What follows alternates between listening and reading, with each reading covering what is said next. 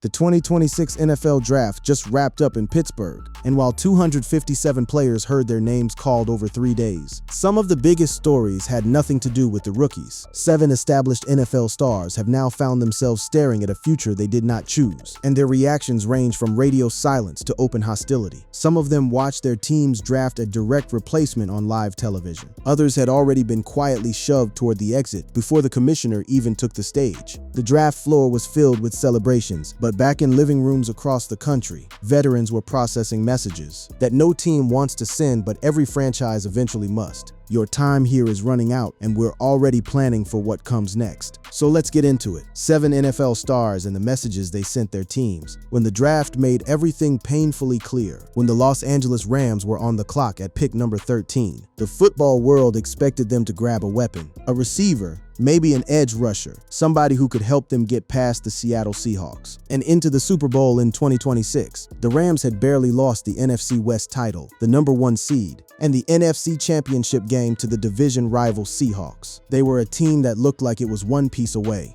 Their offense had been explosive all season long. Their defense had made critical stops when it mattered, and they had pushed one of the league's elite teams to the absolute limit in the conference championship. And their quarterback, Matthew Stafford, had just turned in one of the greatest seasons of his career. Stafford is entering the final year of his contract and is entering his age 38 season. While he's coming off an MVP-winning season in 2025, there were fears last summer about whether Stafford was even going to be able to play due to a nagging back injury. Those fears went away. He played and he dominated. He won the league MVP. He threw for over 4,800 yards, 42 touchdowns against just 11 interceptions, and posted a quarterback rating that ranked among the best in NFL history. And then his team went to the NFC Championship game, where they fell just short of reaching the Super Bowl. The entire trajectory of the Rams season suggested that they were built to win right now, that the window was open, that all they needed was one more piece to push them over the top. So when the Rams landed at pick 13, the logical move was to push the chips in. Surround the veteran with more talent, make the final run. Draft a receiver who could stretch the field opposite Cooper Kupp. Draft an edge rusher who could complement Aaron Donald's interior dominance. Draft a linebacker who could shore up the middle of the defense. Draft anybody who could step onto the field in September and make an immediate impact on a team that was this close to hoisting the Lombardi Trophy. Instead, the Rams drafted quarterback Ty Simpson of Alabama with the 13th overall pick. When head coach Sean McVay made the selection, he didn't look thrilled, and he admitted as much the next day. The cameras caught it. The internet caught it. Memes flooded social media within minutes. McVay's face, stone cold, uncomfortable, almost pained, became the defining image of the first round. And Stafford, sitting at home, caught it too. For the second time since Sean McVay took over as the team's head coach in 2017, the Rams drafted a quarterback, picking Alabama quarterback Ty Simpson as the heir apparent for starting quarterback Matthew Stafford. The first time was in 2016, before McVay even arrived. When the Rams selected Jared Goff first overall, that pick made sense. The franchise was rebuilding, had no quarterback, and was starting fresh with a new regime. This pick was different. This pick came with a franchise quarterback already in place, a quarterback who had just won MVP, a quarterback who was still playing at an elite level. The Rams needed a backup, with Jimmy Garoppolo mulling retirement, and 2023 fourth-round selection Stetson Bennett the only other quarterback on the roster. That's the front office reasoning. That's the organizational spin.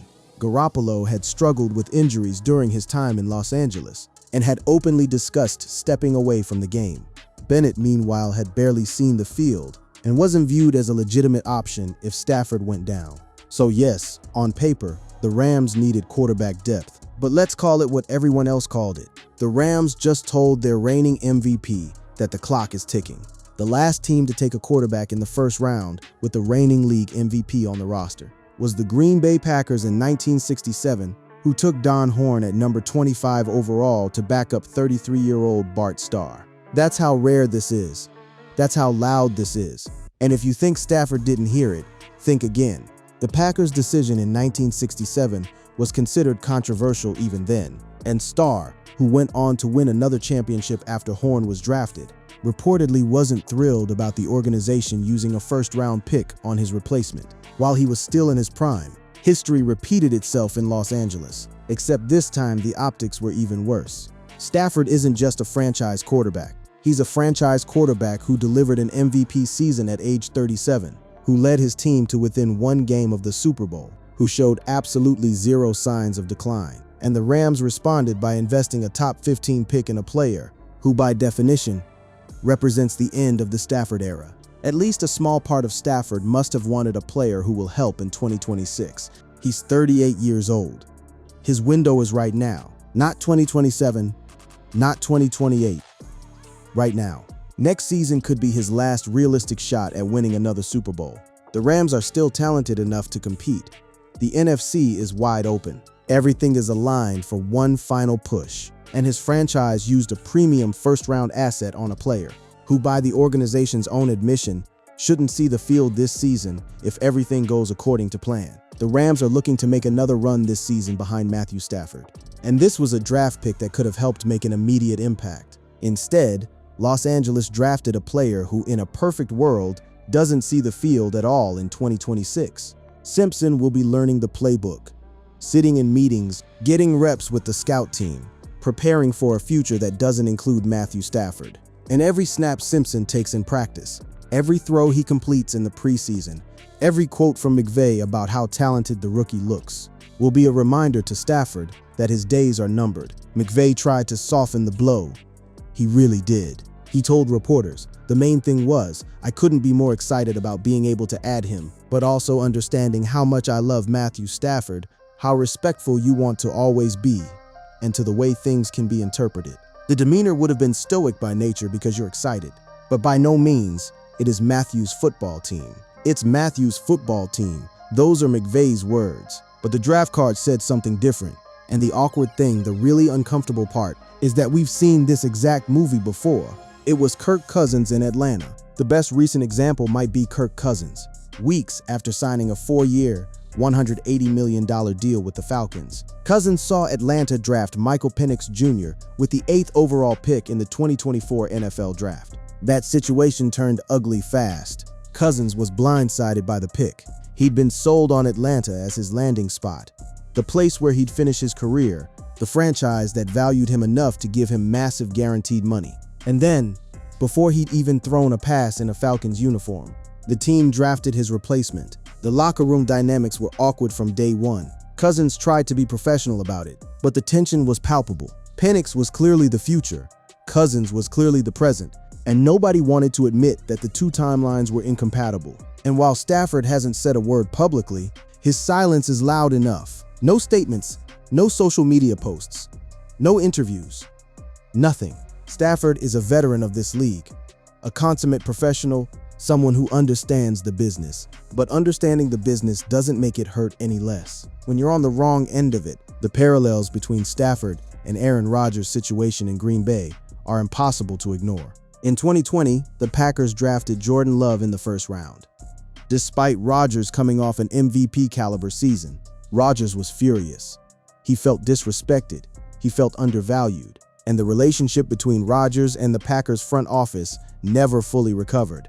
It took years of drama, trade demands, passive-aggressive comments, and public feuding before Rodgers finally left Green Bay. The Rams are risking a similar meltdown with Stafford, except Stafford doesn't have the leverage that Rodgers had. Stafford is older, he's in the final year of his deal, and he doesn't have the same level of public clout to force the organization's hand. Now, 1,000 miles east of Los Angeles, another star was getting a different kind of message. Not through a draft card, but through a mounting pile of evidence that his time was over. A.J. Brown had spent weeks hearing the whispers, while he continued to produce at a high level last season, hauling in 87 catches for 1,289 yards and 9 touchdowns. A potential split between the team and the star receiver appears increasingly likely this offseason. Speculation about Brown began early in the year. When reports of locker room tension surfaced, he was reportedly frustrated with his target share, upset about the Eagles' run-heavy offensive philosophy, and there were indications of a growing disconnect with quarterback Jalen Hurts. The relationship between Brown and Hurts had been the subject of rumors for months.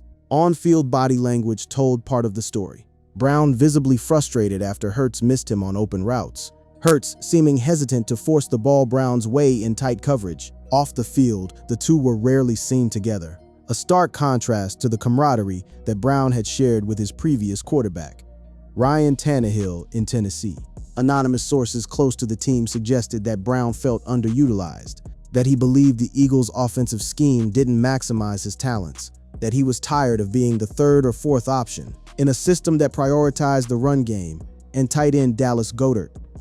And then draft night happened. The Philadelphia Eagles have basically made it clear that A.J. Brown will not be on the team's roster when the season begins. In the 2026 NFL Draft, Philadelphia traded up with the Dallas Cowboys, receiving the 20th overall pick as well as a 7th rounder, in exchange for the 23rd overall pick, as well as number 114 and number 137. And with that move, they decided to take USC wide receiver Mekhi Lemon.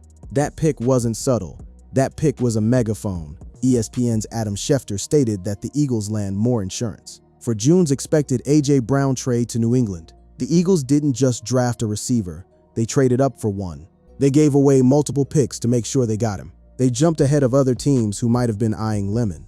They made a statement that receiver was a priority, and that statement implicitly said that A.J. Brown was expendable. And every reporter, every analyst, every person who covers the NFL immediately connected the dots. The speculation went from possible trade to inevitable trade in the span of 5 minutes. Social media exploded with takes about where Brown would land, what the Patriots would give up to get him, whether this was the right move for Philadelphia. And through it all, Brown remained silent, watching his future being decided in real time on national television. No matter what happens at this week's draft, an A.J. Brown trade to the Patriots is still on the table and still tracking to happen on or after June 1st, per league sources. The two sides have discussed a deal, but neither has been willing to commit to it until after June 1, when Brown's $40 million salary cap charge would be split between this year and next. All the elements remain in place to make it happen, and Brown to the Patriots is still the likely outcome. The business logic is sound. The Eagles absorb a massive cap hit either way, but spreading it across 2 seasons makes it manageable. The Patriots get a proven #1 receiver to pair with their young quarterback. Brown gets a fresh start with a coach, Mike Vrabel, who knows how to use him, having coached him in Tennessee. Everybody wins on paper, but the human element, the part where a player finds out he's unwanted through a draft pick on live TV, that part is messy and uncomfortable and impossible to spin. While Stafford and Brown process their situations privately, 2 New York Giants were living through a very different and very public unraveling. One had already forced his way out before the draft even started. The other watched the draft make him irrelevant in real time. The Giants, a franchise that has spent the better part of a decade searching for an identity, managed to create chaos on both sides of the ball in the span of 72 hours. Dexter Lawrence II was done waiting. Dexter Lawrence II expressed his displeasure with a trade request. The 3-time Pro Bowl defensive tackle had grown frustrated with the Giants' refusal to guarantee the remaining money on his contract. One of his main issues in New York was that the final 2 years of his 4-year, $90 million contract were out of guaranteed money. Entering his age 29 season in 2026, he wanted security. He wanted a commitment. He wanted the Giants to invest in him the way he had invested in them. Lawrence had been a model citizen for the organization since they drafted him in the first round of the 2019 NFL Draft. He showed up, did his job, elevated the play of everyone around him, and emerged as one of the most dominant interior defensive linemen in the entire league. He made the Pro Bowl in 2023, 2024, and 2025. He was named second-team All-Pro twice. He was the kind of foundational player that franchises build around, the kind of guy who sets the tone for an entire defense. And he wasn't asking for an exorbitant raise or a contract extension that would cripple the team's cap flexibility. He was simply asking for the Giants to guarantee money that was already on his existing deal. And when the Giants couldn't give him one, he asked out. It wasn't a dramatic blow-up. It wasn't a social media tirade. It was a formal professional request made through his agent to the front office. Lawrence told the Giants that if they weren't willing to secure his financial future, he wanted to be traded to a team that would. Per ESPN's Adam Schefter, the defensive tackles camp has tried to negotiate a new deal over the last 2 years. According to NFL Network's Ian Rappaport, the Giants and Lawrence have reached an impasse in extension talks, and the club has engaged with potential trade suitors. 2 years of talks.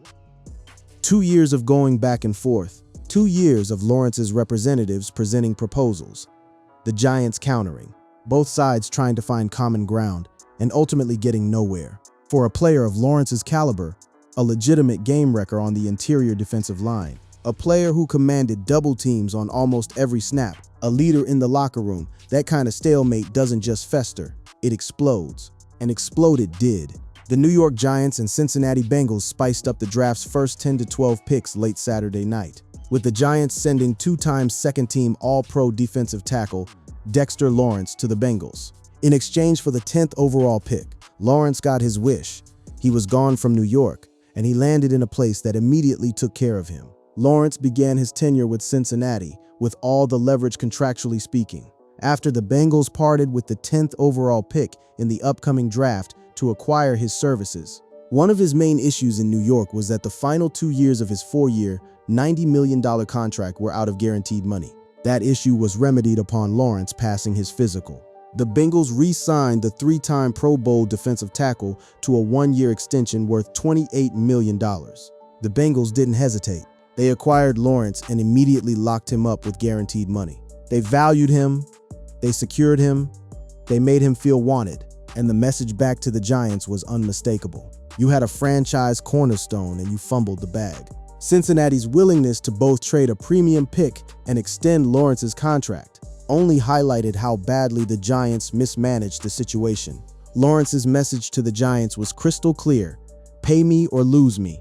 They chose to lose him, and now they're betting on draft picks to fill the crater he left behind. The Giants used that 10th overall pick on a defensive tackle, hoping to replace Lawrence with a rookie who might develop into half the player Lawrence already is. It's the kind of organizational malpractice that defines losing franchises, the kind of decision that makes veteran players around the league take notice and think twice before signing with New York. But the fallout in East Rutherford wasn't limited to Lawrence.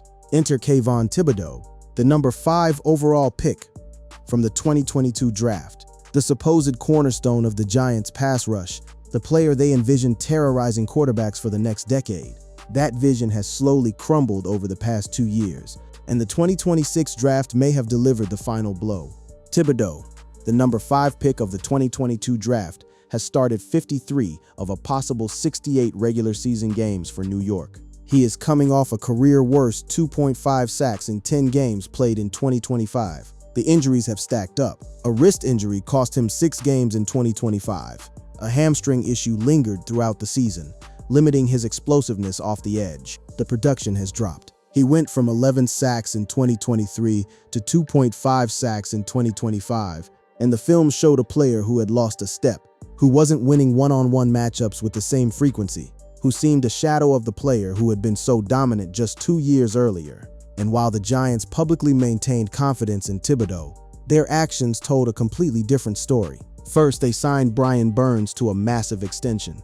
The front office signed Brian Burns to a 5-year, $141 million extension in 2024 and selected Abdul Carter with the number 3 overall pick in the 2025 draft. Burns immediately became the defensive centerpiece, the player who got the premium matchups, the guy the entire pass rush was built around. Carter, meanwhile, flashed elite potential as a rookie, recording 8.5 sacks and showing the kind of athleticism and bend that had made him a top 5 pick.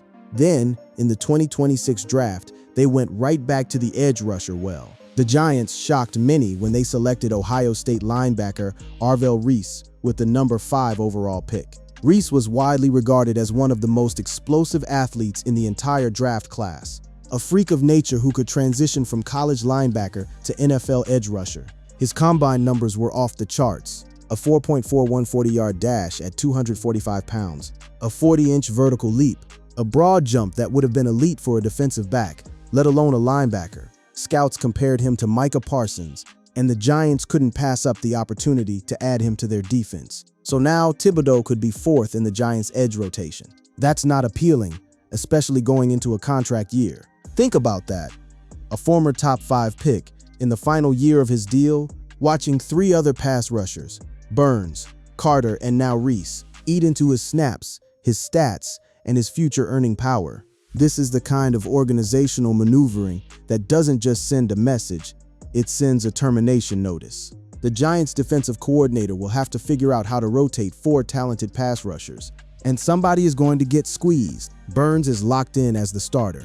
Carter showed too much promise as a rookie to see his role diminished. Reese is a top 5 pick who needs reps to develop.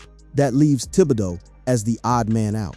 The veteran who doesn't have the production to demand playing time, doesn't have the long-term contract to guarantee his roster spot, and doesn't have the organizational support to feel secure. Thibodeaux is entering the final year of his contract, and given that the team has continued to invest in his position, it seems unlikely he'd get an extension out of New York. A divorce is looming, and a trade at some point down the line can't be ruled out yet, as New York would probably like to get something in exchange for parting with a player they selected number 5 in 2022. The Giants tried to play both sides.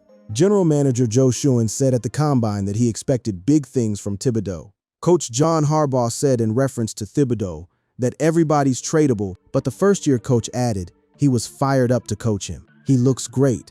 He's in great shape, Harbaugh said. I'm thinking about him on the field, getting him plugged into our defense and getting him rolling. That sounds encouraging, right?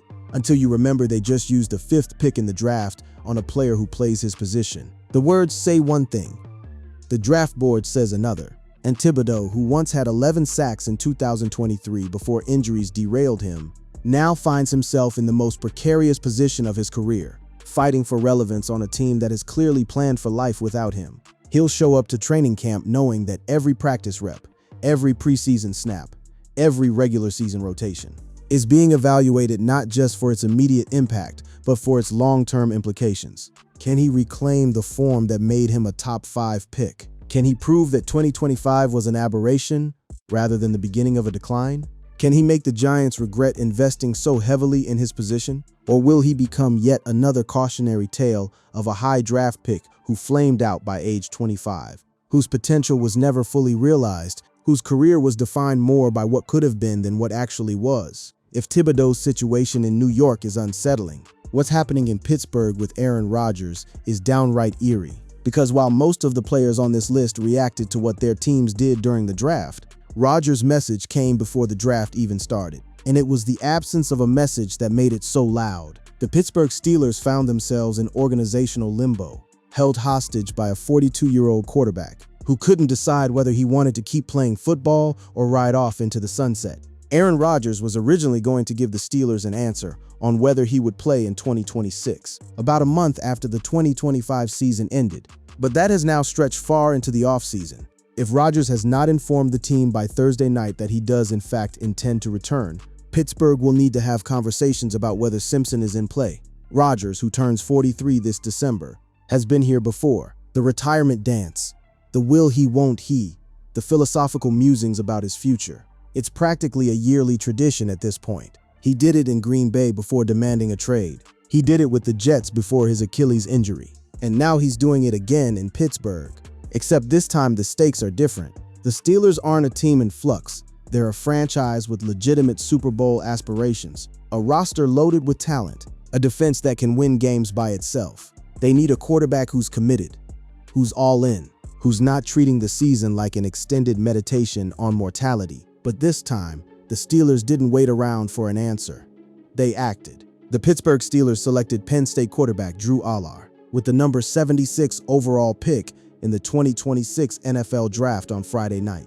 A third-round quarterback, not a panic pick, but a clear signal that the franchise is building contingency plans whether Rodgers likes it or not. The pick Steelers fans will be talking about the most is the one at number 76, where Drew Aller came off the board. What does this mean for Aaron Rodgers? Might he really not come back for 2026? And if he doesn't, is Aller truly a future starter in this league? His timidity at Penn State held him back from reaching his ceiling.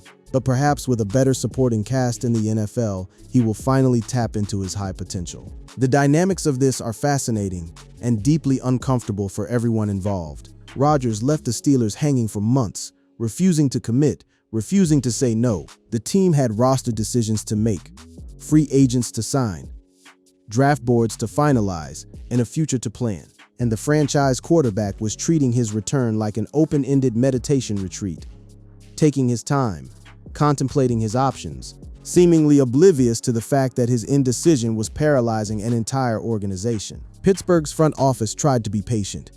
They gave Rodgers space.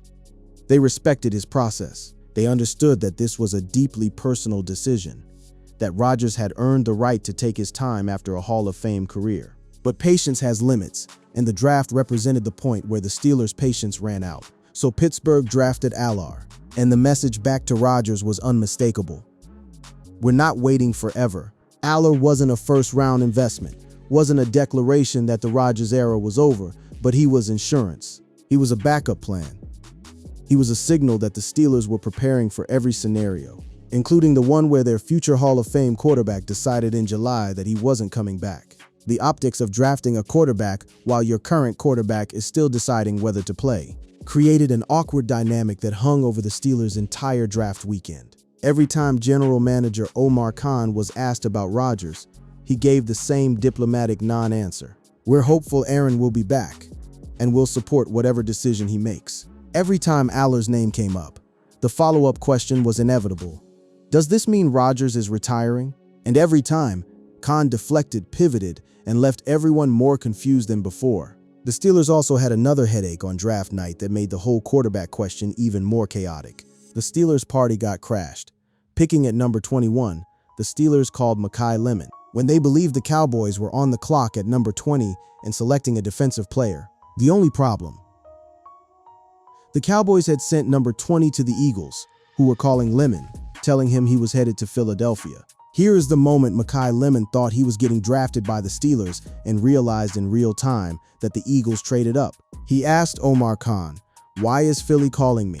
That must have stung. Not only is Rodgers ghosting the franchise, but the Steelers also lost the receiver they wanted on draft night, because the Eagles pulled a last-second trade with the Cowboys. The chaos was palpable in the Steelers' war room. You could see the confusion on Khan's face, the scramble to pivot, the realization that their carefully crafted board had just been blown up by a division rival. Pittsburgh ended up pivoting to left tackle Max Iheanacho at 21. Iheanacho, who only started playing football in 2021, is a hulking bookend with immense physical talents and major upside. A fine pick in a vacuum. A developmental tackle with rare athleticism who could develop into a franchise cornerstone. But it wasn't the plan. And the Steelers' draft, from top to bottom, was colored by the uncertainty that Rodgers has created with his silence. They couldn't fully commit to drafting Aiyuk as the future because Rodgers might come back. They couldn't pass on Aiyuk entirely because Rodgers might retire. They couldn't aggressively pursue receiver help because they didn't know who would be throwing the ball. Every decision was compromised by the cloud of uncertainty hanging over the franchise. And through it all, Rodgers remained silent. No interviews, no social media posts, no statements through his agent, nothing. Just radio silence from a player who has never been shy about sharing his opinions on literally everything else. The irony is rich. Aaron Rodgers, who has spent his entire career cultivating a media presence, who has appeared on podcasts and talk shows and documentaries, who has shared his thoughts on vaccines and politics and ayahuasca retreats, can't be bothered to tell his own team whether he's playing football in 2026. The Steelers are stuck in limbo. If Rodgers comes back, Aiyuk is a backup who cost them a third-round pick, expensive insurance for a player who might never take a meaningful snap. If Rodgers retires, Aiyuk is a third-round quarterback being asked to start for a Super Bowl contender, not exactly a recipe for success. Either way, the situation is messy, awkward, and entirely avoidable if Rodgers had just made a decision. Meanwhile, in Cleveland, another quarterback situation was spiraling into its own chaotic mess. The Browns entered the 2026 offseason with a quarterback room that already looked like a rush-hour traffic jam. Cleveland took Dillon Gabriel with the number 94 overall pick in the third round of the 2025 NFL Draft, and followed that up by taking quarterback Shedeur Sanders 2 rounds later at number 144 overall. Also, after missing all of last season with a torn Achilles, veteran quarterback Deshaun Watson is returning in 2026. 3 quarterbacks, all with different levels of investment, different timelines, different expectations. Gabriel started games last season, going 4-6 as a starter and showing flashes of competence mixed with moments of rookie inexperience. Sanders appeared to be climbing the depth chart based on training camp reports, impressing coaches with his arm strength and football IQ. Watson is still owed a mountain of guaranteed money, $184 million remaining on his contract, to be exact. and the Browns can't cut him without creating a cap catastrophe that would hamstring the franchise for years. It was already a powder keg, 3 quarterbacks, 1 starting job, and a front office that had invested significant resources in all 3. The tension was inevitable. The competition would be fierce, and the loser or losers would be looking for a way out. And then the Browns lit the fuse. The Cleveland Browns used the 182nd overall pick in the 6th round of the 2026 NFL Draft on Arkansas quarterback Taylor Green on Saturday. But that reportedly wasn't a precursor to a trade. According to ESPN's Adam Schefter, the Browns have said they have no plans to trade quarterback Dillon Gabriel despite the selection of Green. 4 quarterbacks. The Browns now have 4 quarterbacks on their roster, with a new head coach in Todd Monken evaluating all of them. The absurdity of the situation wasn't lost on anyone. NFL teams typically carry 2 quarterbacks on the active roster, maybe 3 if there's a developmental project they want to stash on the practice squad. 4 quarterbacks is organizational dysfunction made manifest. It's a signal that the front office has no coherent plan, no clear evaluation of what they have, and no consensus on who should be leading the offense. With Sanders seemingly surpassing Gabriel in the pecking order, there was some thought that Gabriel could be a trade candidate even before the Browns drafted Green. But that apparently isn't the case. Cleveland has a new head coach and former Baltimore Ravens offensive coordinator Todd Monken, so it is possible he wants to get a look at all of the team's quarterbacks in training camp before deciding who to keep. Gabriel or one of the other quarterbacks could become expendable as the 2026 regular season gets closer. Gabriel's situation is particularly bleak. He started games for this team. He moved into the starting role when Watson went down with his Achilles injury and performed adequately enough to win some games and keep the Browns in playoff contention for most of the season. He took hits. He learned the offense. He put together a highlight reel that, while not spectacular, showed enough to suggest he could develop into a competent NFL quarterback. And now he's watching the organization continue to stack the room with competition. Not because he failed, but because the Browns can't stop hedging their bets. The message to Gabriel is brutal in its honesty. You're not good enough to be the guy, but we're not ready to give up on you completely. You're in limbo, same as everyone else in this quarterback room. And when training camp arrives, you'll compete for a job that you already earned last season against a veteran who hasn't played in 2 years, a second-year player who barely played as a rookie, and a 6th-round rookie who represents the coaching staff's latest shiny new toy. Gabriel's silence through all of this has been notable. He hasn't requested a trade. He hasn't complained publicly. He hasn't done anything except show up to voluntary workouts and prepare like he's going to be the starter. But the lack of organizational support, the constant influx of competition, and the reality that he's being evaluated against 3 other quarterbacks makes his future in Cleveland murky at best and non-existent at worst. Now, let's zoom out and look at the broader landscape of draft night itself. Because the individual stories we've covered don't exist in a vacuum. They're connected by a larger theme that defined the entire 2026 NFL Draft. Franchises choosing their futures over their present-day stars. The draft was a 3-day showcase of organizational decisions that prioritized long-term planning over short-term loyalty. And the ripple effects will be felt across the league for years to come. The 2026 NFL Draft is complete.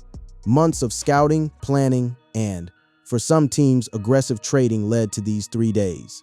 All 32 franchises put a bow on the process by adding rookies to their rosters throughout the 7-round event, and every one of the 257 selections was ripe for scrutiny. A whopping 8 trades further complicated the equation in round 1, while a run on tight ends and a couple of eyebrow-raising quarterback picks defined the 2nd and 3rd rounds. 8 first-round trades.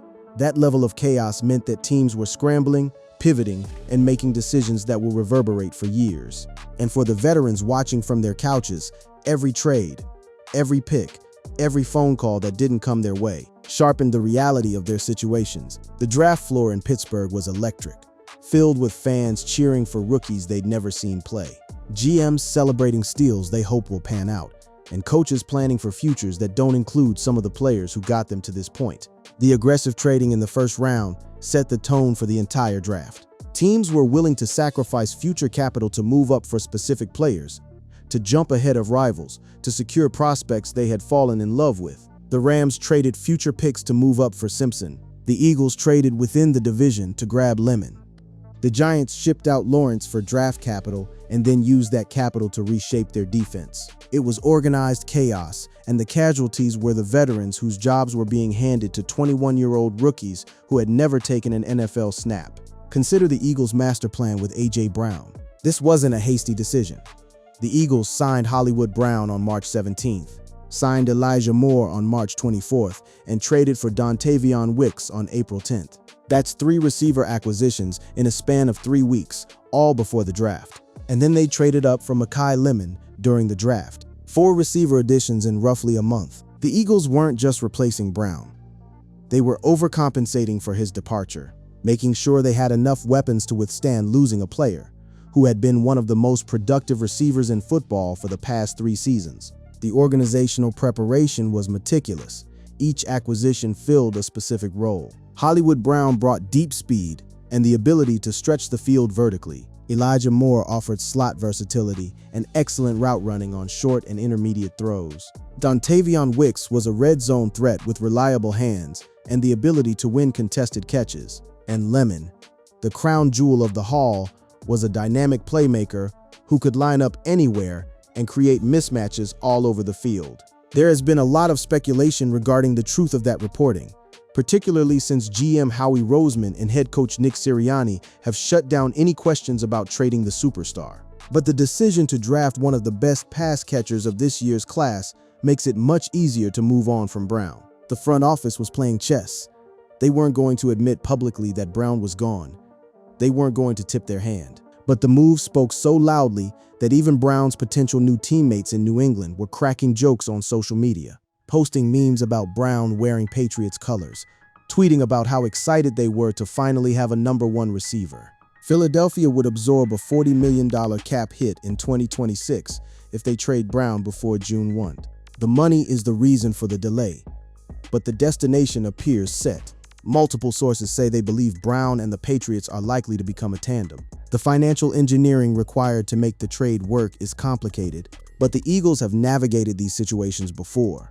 Roseman is one of the best cap managers in the NFL, and he's orchestrated numerous high-profile trades without crippling the franchise's future flexibility. The Brown trade will be no different. The Eagles will eat the cap hit, spread it out, and move forward with a receiving core that costs them significantly less money while potentially providing similar production. It's cold, it's calculated, and it's exactly how modern NFL front offices operate. And then there's the San Francisco 49ers situation with Brandon Aiyuk, which has been simmering for months and boiled over during the draft weekend. The San Francisco 49ers will probably part ways with Brandon Aiyuk at some point in the offseason. Aiyuk, once considered a cornerstone of the 49ers receiving core, has become expendable in a changing offensive landscape. The 49ers' decision to trade out of the first round and stockpile picks for day 2 only reinforced the impression that the franchise is reshuffling, and Aiyuk might not survive the shuffle. The 49ers fielded calls for the number 33 pick all day Friday, according to multiple reports, but elected to keep the second round's first pick when they did not receive an enticing enough offer. San Francisco was open for business. They were willing to move assets, willing to reshape the roster. And in that kind of environment, a player like Aiyuk, talented but expensive, productive but not indispensable, becomes a trade chip rather than a building block. Aiyuk's situation is complicated by the 49ers' depth at receiver. Deebo Samuel is the unquestioned #1. Rookie Ricky Pearsall showed promise late in the 2025 season. The 49ers also brought in veteran depth through free agency. Aiyuk, who is entering the final year of his contract and is expected to command significant money on the open market, represents a luxury the 49ers can't necessarily afford. Trading him now, while his value is still relatively high, makes sense from a business perspective. But it's yet another example of a team prioritizing long-term cap health over short-term roster continuity. The common thread linking all 7 of these players, Stafford, Brown, Lawrence, Thibodeaux, Rodgers, Gabriel, and Aiyuk, is that the draft weekend stripped away whatever ambiguity remained about their standing. Before the draft, there were rumors, there were reports, there was speculation. After the draft, there are draft cards, trade packages, and roster decisions that can't be unsaid. The veil was lifted, and the harsh reality of the NFL business was on full display. The Arizona Cardinals' decision to take Jeremiah Love 3rd overall, also sent shockwaves through the league, though it was the players inside the Cardinals building who might have felt it most. I just don't see how this makes sense for Arizona from a football standpoint. Sure, Love likely adds some juice to the fan base, will sell jerseys, and be a popular figure in fantasy football circles. But this doesn't feel like the best use of the draft asset, considering where the Cardinals are in their rebuild. At the moment, Jacoby Brissett, who was 111 as the starter in 2025, is slated to be Arizona's QB1 in 2026. Brissett is 33 years old, so he isn't the long-term option under center. The Cardinals then went on to draft Carson Beck in the second round, adding yet another layer of quarterback intrigue. The Love pick was polarizing. On one hand, he's a generational running back talent, a player who can transform an offense with his combination of speed, power, and vision. On the other hand, the Cardinals are a rebuilding team that still doesn't have a franchise quarterback, and using a top 5 pick on a running back, a position with notoriously short shelf lives and declining value in the modern NFL, is a questionable allocation of resources. The pick sent a message to the veterans in Arizona's locker room. We're swinging for the fences, trying to make a splash, and traditional roster-building logic be damned. The Vikings also contributed to the upheaval by trading Jonathan Greenard to the Eagles during day 2 of the draft. One has to wonder if the Vikings are really getting the right amount of value out of this draft, having taken 2 defensive tackles in the first 2 rounds. Boosting that group is a necessity since the Vikings traded Jonathan Greenard to the Eagles on day 2. But it's unconventional nonetheless. There had been buzz about a potential trade since before the start of the league year in March, and it finally came to fruition in the middle of the second round. Greenard had been a productive edge rusher for the Vikings, a player who had recorded double-digit sacks in back-to-back seasons, and represented one of the few consistent threats on their defensive front. Trading him mid-draft suggested that Minnesota was pivoting, reshaping, trying to get younger and cheaper along the defensive line. But it also created a hole that they'll now need to fill, and the Vikings' decision to double-dip at defensive tackle in the first 2 rounds raised questions about their overall draft strategy. The broader theme emerging from all these moves is clear. NFL teams are increasingly willing to cut ties with productive veterans if it means improving their long-term outlook. Loyalty is a luxury that modern front offices can't afford. Sentiment doesn't win Super Bowls, and if a player, no matter how talented, no matter how important to past success, represents an obstacle to future flexibility, he's expendable. That reality is harsh, but it's also increasingly commonplace. The NFL is a young man's league, and the draft is where teams get younger. Every rookie drafted represents a veteran who might lose his job. Every trade-up represents a commitment to a new direction. Every pick in the later rounds represents organizational depth that makes veterans more replaceable.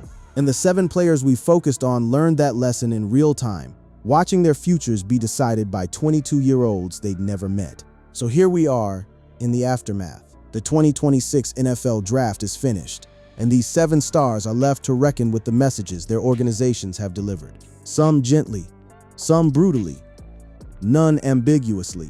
The confetti has been swept off the draft stage in Pittsburgh. The TV cameras have been packed away, and the rookie jerseys have been shipped to team facilities across the country. But the real drama is just beginning, because now these veterans have to decide how they respond to being told, in one way or another, that their time is running out. Matthew Stafford will walk into the Rams facility this offseason and see Ty Simpson's locker in the quarterback room. Stafford is entering the final year of his contract and entering his age 38 season, while he's coming off an MVP-winning season in 2025. Let's not forget that there were fears last summer about whether Stafford was even going to be able to play due to a nagging back injury. Those concerns fizzled out, and Stafford went on to have a stellar season. But it's a good reminder that things can change rapidly in the NFL. The Rams hedged. They planned for the worst while hoping for the best, and Stafford now has to play what could be his final season, knowing that his replacement is already in the building, learning the playbook, studying his footwork, waiting. The psychological impact of that reality can't be understated. Stafford is a competitor, a player who has fought through injuries and setbacks throughout his career. But competing against Father Time is different from competing against opposing defenses. And the Rams' decision to draft Simpson is a stark reminder that even an MVP season can't stop the clock from ticking. The question now is how Stafford responds. Does he use it as motivation, as fuel to prove that he's still got years left in the tank? Does he view Simpson as a challenge rather than a threat, embracing the role of mentor while simultaneously competing for his job?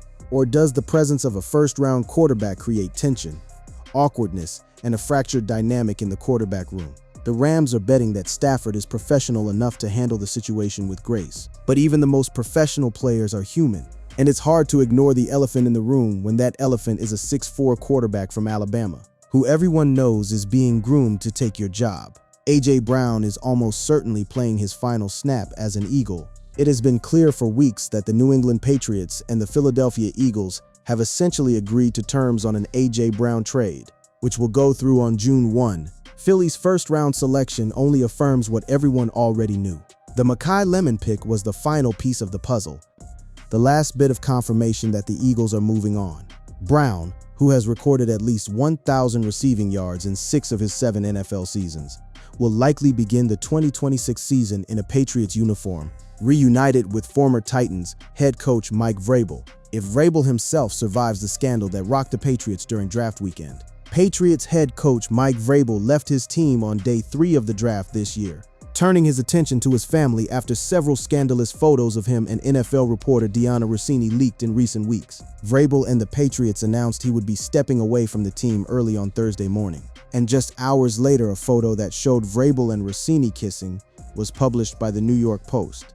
Brown might be walking into his own complicated situation in New England, which adds yet another layer to this entire saga.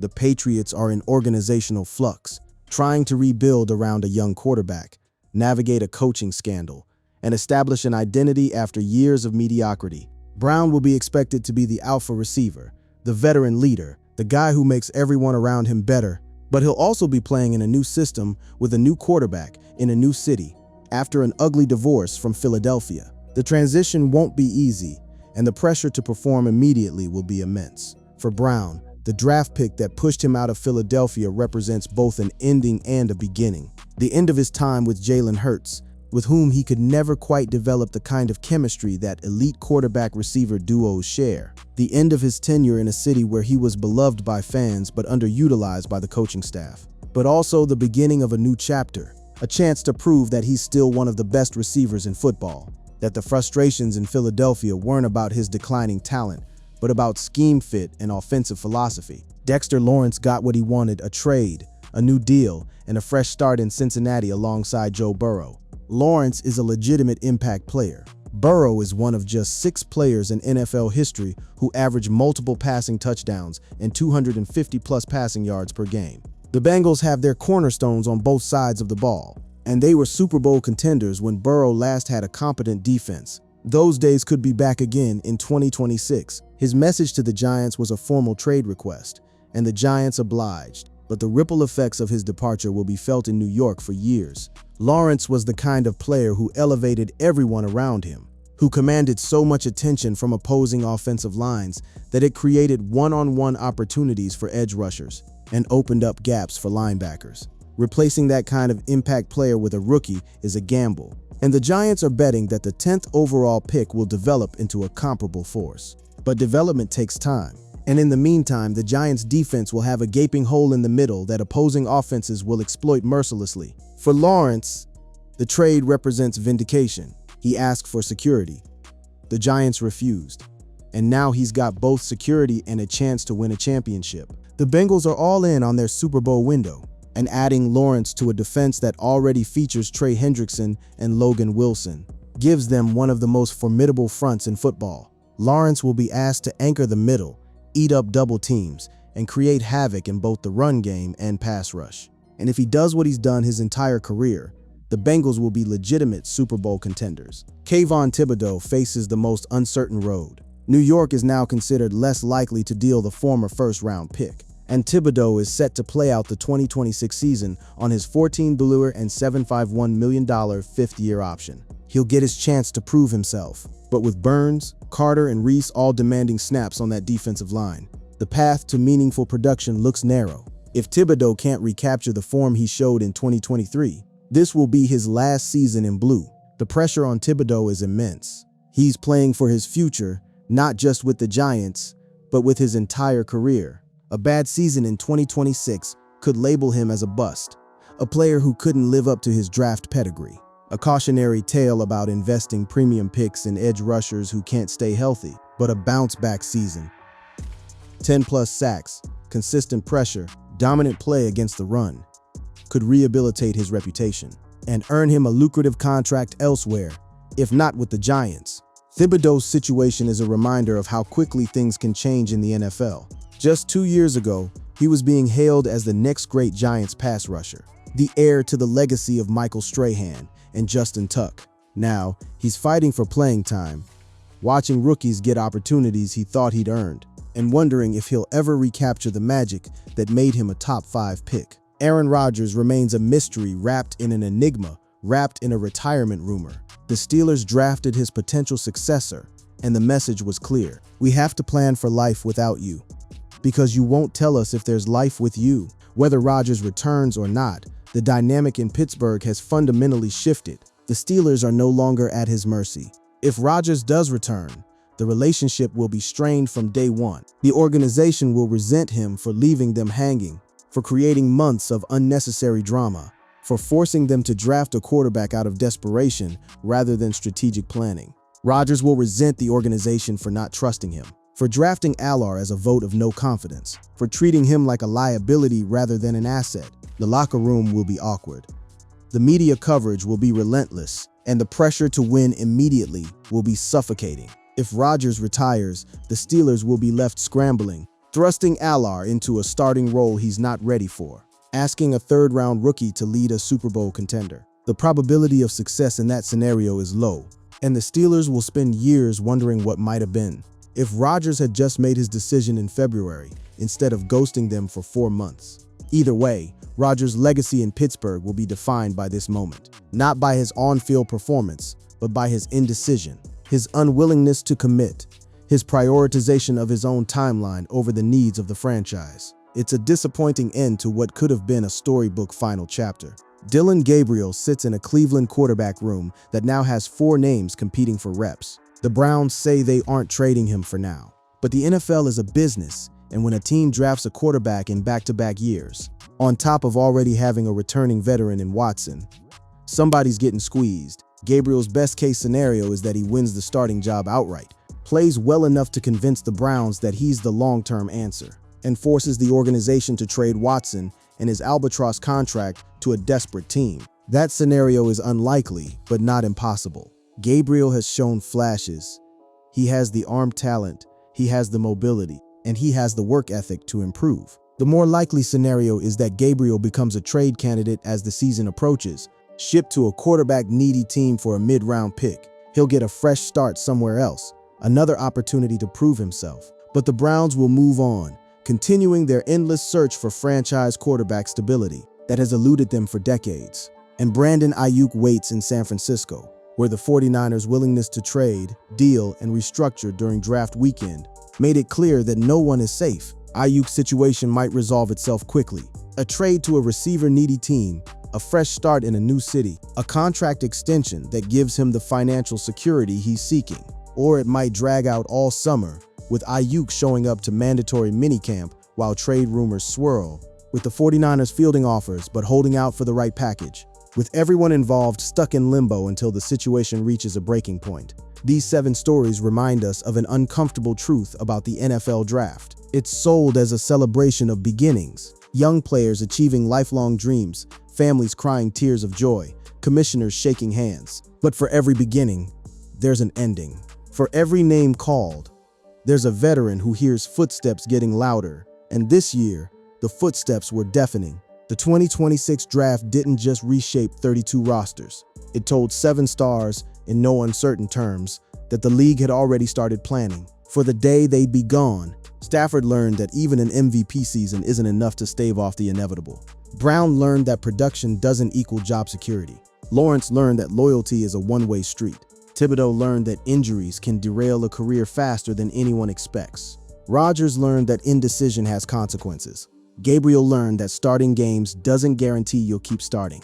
And Aiyuk learned that being good isn't the same as being indispensable.